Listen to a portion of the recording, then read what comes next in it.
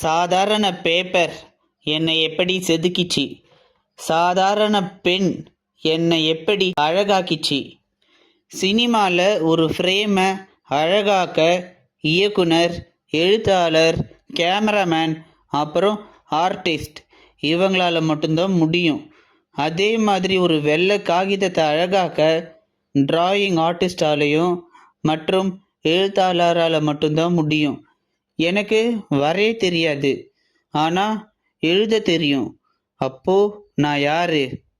School டைமில் இருந்தே கையெழுத்து அழகாக இருக்கணும்னு சொல்லி தான் பேப்பரில் பென்சிலை வச்சு பென்சிலை ஷார்ப் பண்ணிவிட்டு பென்சிலை இப்படி பிடிச்சி எழுதுகிற ஒவ்வொரு எழுத்துக்கும் ஒவ்வொரு வார்த்தைக்கும் இடம் விட்டு எழுதணும்.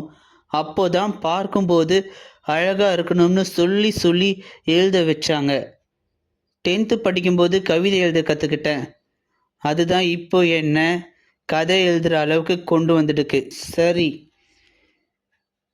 இந்த பேப்பர்லேயும் பேனாவிலையும் அப்படி என்னதான் மேஜிக் இருக்குது?